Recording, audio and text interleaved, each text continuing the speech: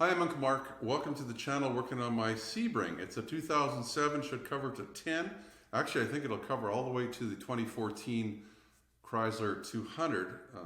Doesn't really matter too much which engine, other than this will be specific, as to pulleys and that with the 2.7. But I think you're all going to have to get it from the same part, and that's going to be in the wheel well. Let's just get right to the video.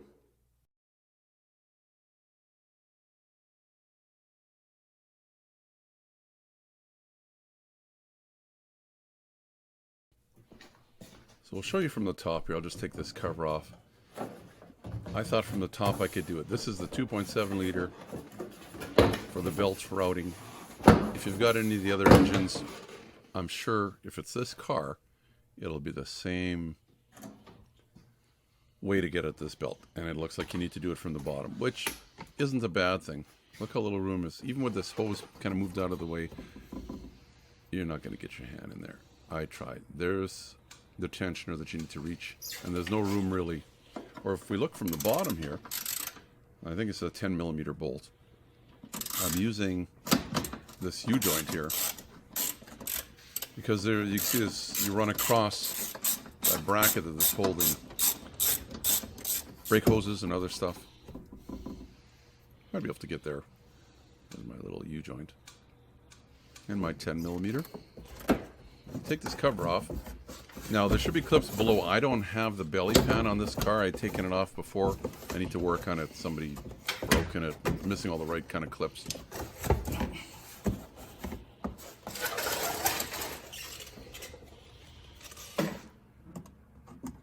So I'm just going to pull these clips off. Maybe, you could do it with an extra set of hands or something. I don't have a whole lot of room, and then I've got a camera in the way here too, and I've got some lighting in the way. It's really making it tough for me. I think you're going to want to take this off. Pop these out. And it's, maybe you can get it that way. I found that it still was in the way. But here you can see the tensioner right there. And actually the alternator is not very much higher. Let's see if I can show you it. I hear heater running. There it is. So I tried bending it down, trying to sit it behind here. Whatever this is, an oil cooler, maybe. And it's like, can't.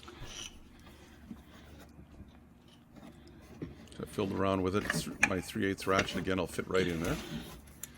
And you're going to have to pull down or turn it counterclockwise, and that should loosen it. Let's look at it from the top again, just so you can see, no, there's hardly any room. I came up here because I thought maybe I can reach it now that it's on there. Excludes all the banging around. Focus. And we can see the chrome ratchet right there. It's on the tensioner, and it's like you can't get your hand in there, and even if you could, you couldn't pull it up. So back down underneath. And I still have that shield that's in the way. So I monkeyed around with it for a while, and it's like, enough of this. Let's take the shield off already. It'll be a lot easier. So there's a couple little bolts here and a couple clips, and we'll take, there should be one there too in there. And there's some up top. There's one there, and way up high. There's a special way to put these top ones back into. I'll show you a little later on. A little trick. So pull these off. I think they're 7mm, whatever that is in the standard size. They're little guys. They're not in there hard because they're just actually turned into plastic. Then these kind of clips. Talked about them before. Then clip there. Get you closer. So you kind of pop the center. Well, it shouldn't pop out like that. The center comes out a little ways, and then it should come out. The rest of it. Same with these top ones. So you know how they come out. Should just pop out. They can go back together if the two halves separate. And this last one I think is the only one I need out.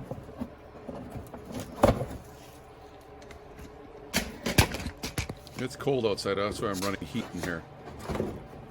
This is Canada, it's wintertime. It's December when I'm recording this. That's still in the way, and it turns out there's one more bolt. It's actually a bolt that's holding it on. Just behind the shield there. It's probably the 10 millimeter too, so it's like... I took it off. I didn't show you it. I couldn't have showed you how it was, but we're back to this point. Remember this? You pull it down, it should release. It just moves enough that you can take it off. So your alternator, your tensioner, your air conditioning pump. It's just good to know where everything is. Still going to want to do it from below. Well, maybe now that you've loosened it, you can just pull the belt up, or you can pull it down. Rerouting it is the fun part. It's actually not too bad. I'm going to draw you a little diagram here. Tried it a couple times to see which is the easiest, and it looks like the easiest is start at the alternator, loop it around on the tensioner, and then around the crank, and then you're going to have to put something into that tensioner to pull it up, and while you're releasing the tension, you can get the rest of the belt up and around. Then you'll have to just make sure that it lines up properly. So I'll try to get it on here. So you know what, we're basically just trying to get around this air conditioning pump, right? I won't be able to show you perfectly how to do this. So just excuse my hands when they get in the way here. So it's the same, you turn the same way. I found it was easier to put my thumb under this part of the motor and drag it down. Try and loop it lastly onto this air conditioning pulley. And it takes a lot of might. And it's almost like the tensioner just almost doesn't move far enough, but it does. So just make sure it sits on those pulleys properly. Easier said than done. It looked like it was on there, but I had to readjust it here. Try and pull it down again. Like I say, maybe it would have helped if this ratchet was just a little longer. Make sure they were on the pulleys properly. And the tensioner, it'll self center, but the rest of them, they have to be in the right spot. See the alternator way up at the top there.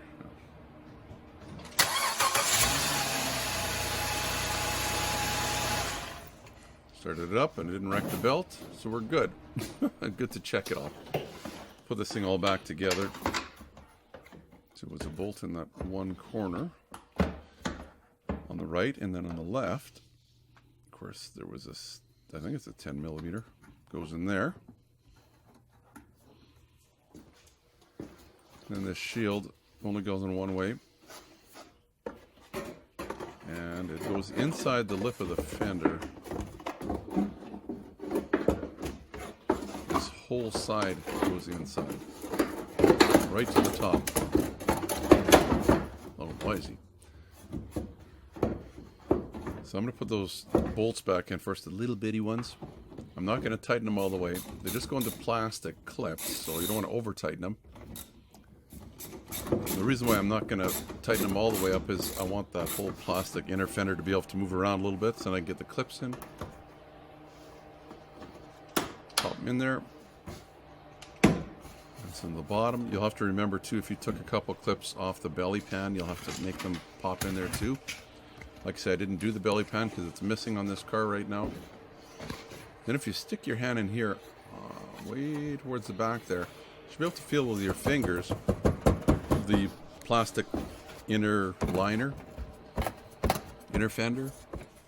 So you can hold it with, well, once I stick my right hand back in there, you can hold them with your right hand and pop these in with your left. And you'll need to do that because that one other plastic piece is going to be moving all over the place. I thought it was a pretty smart idea. Figured that out all by myself. Give me points for that. Okay, that's done. Now if I just show you, I'm going to snug these up now because all the clips are in there. And if you're missing some clips, a lot of parts stores, if you can bring one, they should have something similar, hopefully. If not, I imagine your Dodge dealer should have them. Well, video's done, and it was a little bit of a challenge, but there's been worse. If you like the video, why not subscribe down here in the corner? You can also give me the thumbs up, please. That always excites YouTube when it, there's lots of thumbs up kind of thing. Well, especially if you appreciated the content. What else can we tell you? Right here, I'll put a link way up at the top for more videos on this car. If that helps you, it'll be a quick way to just zip over there and see. There's a whole playlist of videos on this car. Also, if you like this kind of content, one of my buddies got a small channel right now, but we're trying to help both of ours grow. Check out our friend Brian at Project Time Garage. He's got some interesting stuff there too. Always working on something a little different. Some of his stuff is actually some nice older vehicles. Until next time, you and your family stay safe. Uncle Mark saying bye-bye for now. Ring the bell. Ring the bell.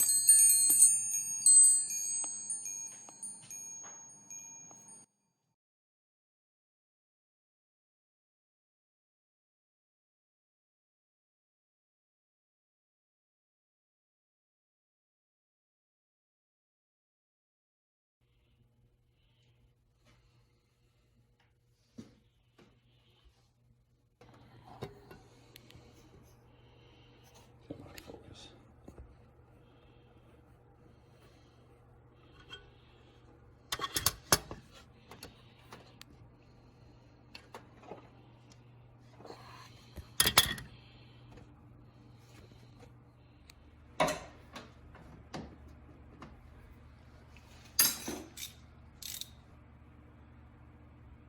Seven or 9:30 seconds.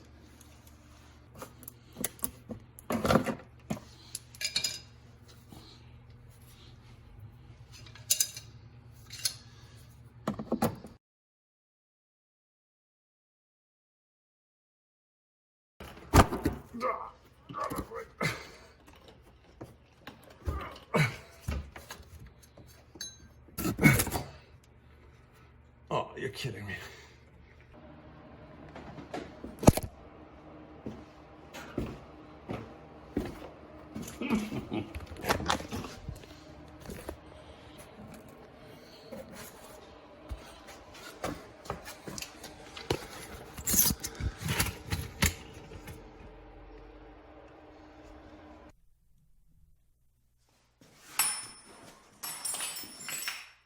Uncle Mark, somebody asked about those tools in the ground that I'm kicking.